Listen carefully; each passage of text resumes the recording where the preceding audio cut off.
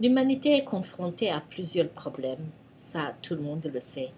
Mais il y a des problèmes qui sont plus poignants que d'autres.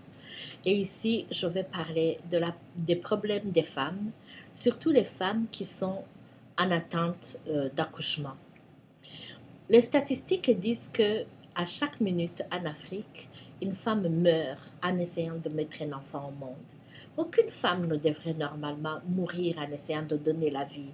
Surtout que la science de la santé maintenant permet quand même des prouesses. On ne devrait pas mourir parce qu'on est pauvre.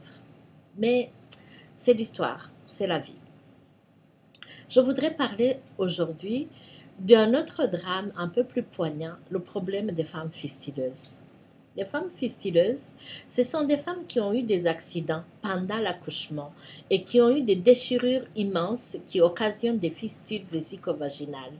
Et ces fistules vésico-vaginales leur occasionnent des pertes, des incontinences urinaires ou fécales, ce qui fait qu'elles dégagent des odeurs tellement nauséabondes qu'on les exclut complètement de la société et ne sont pas fréquentables à cause des fortes odeurs qu'elles dégagent.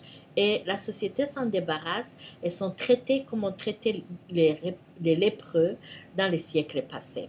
Ces femmes, justement, on dit maintenant qu'elles sont atteintes de lèpre féminine.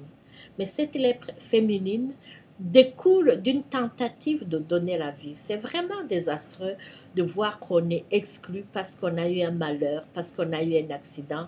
Mais effectivement, il faut voir aussi les conditions dans lesquelles les gens vivent pour pouvoir supporter ces conditions-là. Mère, enfant du monde, avec son concept Les Dames de Cœur, essaie d'organiser des missions de santé, de chirurgie spécialisée avec les urologues et gynécologues québécois, surtout de l'université McGill, pour aller soigner ces femmes en Afrique. Il nous faut des moyens, il nous faut une logistique appropriée pour que les missions soient des succès. Nous voulons que ces femmes puissent accéder à des soins et des soins de haute qualité et qu'elles puissent reprendre leur place dans la société.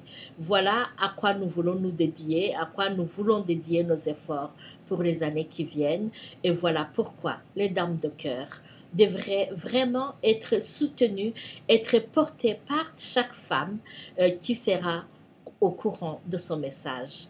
Parce que les fistules vésico-vaginales, c'est vrai, c'est une affaire de femme. C'est la femme qui est profondément atteinte dans son intimité.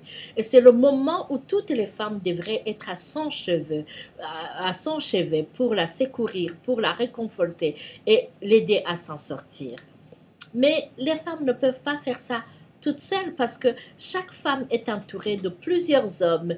Nous sommes entourés de nos pères, de nos maris, de nos fils, de nos oncles, de nos cousins, de nos amis hommes qui devraient se mobiliser en même temps que nous pour réellement essayer de redonner une chance d'une vie normale à ces femmes malheureuses qui sont exclues de la société.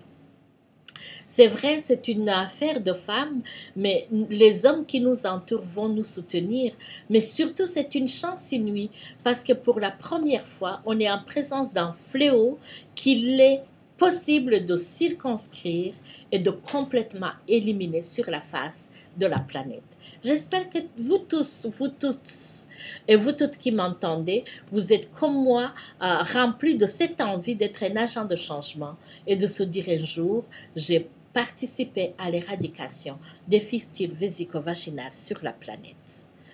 Je vous remercie et nous vous attendons sur notre site et surtout, vous les femmes, vous mes sœurs, je vous exhorte à venir et être parmi nos dames de cœur.